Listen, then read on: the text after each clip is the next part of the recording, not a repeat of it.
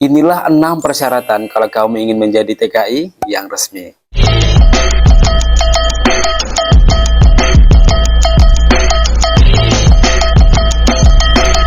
Halo Indonesia Malaysia, korang tahu tak? Hari ini Rema kongsikan pada korang semua 6 persyaratan ketika kalian ingin menjadi TKI. Yang pertama, bagi calon TKI, kalian harus berusia minimal 18 tahun.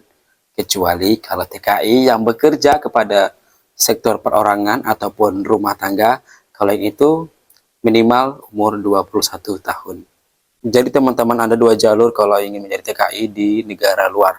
Seperti ada jalur yang resmi, yang contoh mau kerja ke kilang harus ada dokumen yang sangat-sangat jelas, PT-nya, pengurusnya dan lain-lain. Sedangkan kalau yang perorangan ini dia lebih kepada contoh kalau kita mau ingin menjadi pembantu ataupun di kedai runcit yang tuannya itu bekerjakan satu TKI ataupun 2 TKI saja untuk di satu kedainya. Jadi dia tidak seperti yang kalau kita mau ke PT harus ujian dulu, harus interview dulu, mengambil banyak orang sampai 50 orang, 30 gitu ya. Kalau yang ini perorangan. Jadi lebih mudah daripada yang kalau kita mengambil pekerja, contoh orang Malaysia yang pekerja di Indonesia yang contoh kerja di kilang yang harus banyak sekali ngambil 10 orang, 30, 50, 100 orang gitu kan.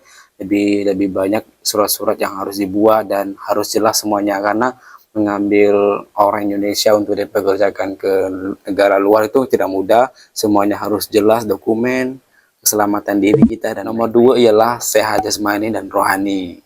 Nah, yang ini sangat-sangat penting teman-teman, karena kalau kita mau bekerja ke luar negeri, kita akan dicek medikal, cek darah, air kencing, mata, pernapasan kita, dan lain-lain. Nah, jadi kalau kalian yang kecanduan narkoba seperti sabu-sabu, isap ganja, dan lain-lain, nanti kalau kalian cek medikal, maka akan ketahuan bahwasanya kalian itu pecandu narkoba. Dan tentunya majikan-majikan yang dari luar negeri yang ingin mengambil kita, pasti dia tidak mau. Karena nggak mungkin dong, contoh seperti kita ingin mengambil pekerja.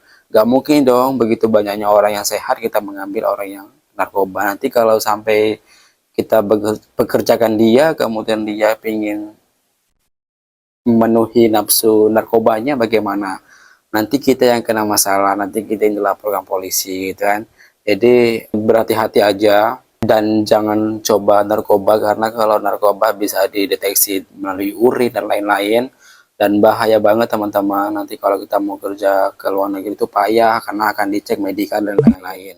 Yang ketiga, kalian harus mempunyai keterampilan. Keterampilan ini bisa jadi dari pengalaman kerja kalian. Contoh kalau kalian kerja di restoran, otomatis kalian tahu bagaimana cara memasaknya, ataupun penyidangannya, sistem bekerjanya, ataupun kalian yang pernah les bahasa Inggris, ataupun dulu sekolah pernah lomba-lomba olahraga dan lain-lain, komputer, keterampilan, kerajinan, sikap yang baik, jujur, dan sopan santun. Itu nomor 1. Keempat adalah lebih kepada perempuan ya teman-teman, yaitu kalian tidak boleh hamil.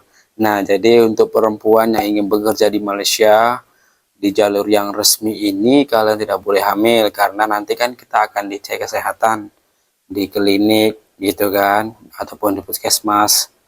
Jadi nggak mungkin dong kalau orang majikan yang dari luar negeri mengambil calon pekerja yang ada di Indonesia untuk dipekerjakan di perusahaannya, tapi kita dalam keadaan hamil, nanti bisa mengganggu pekerjaannya karena kan lagi hamil. Kalau lagi hamil, pastinya untuk perempuan lebih baik bekerja yang ringan ataupun rehat dulu. Nah, yang kelima adalah calon TKI harus terdaftar di Disnaker di daerah masing-masing. Nah, untuk kalian yang ada di Langkat ataupun di Binjai, kalian bisa datang ke kantor Disnaker untuk tenaga kerja ke luar negeri yang ada di alun-alun Setabat. Yang keenam, ini lebih kurang sama yang ke nomor 5 tadi.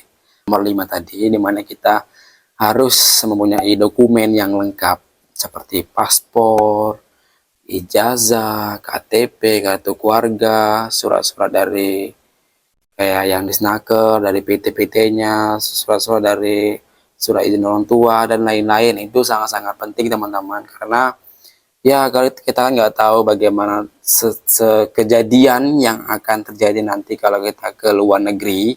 Jadi apapun itu nanti kalau terjadi sesuatu, kita pihak dari PT ataupun ya dari hubungan negara, contoh negara Malaysia dan Indonesia tahu, oh si Polan tinggal di sini, alamatnya di sini, dia mengalami ini. Jadi kalau mau apa-apa itu lebih mudah karena terdaftar, karena kan ada nomor-nomor seri, nomor-nomor yang penting-penting yang bisa dideteksi gitu.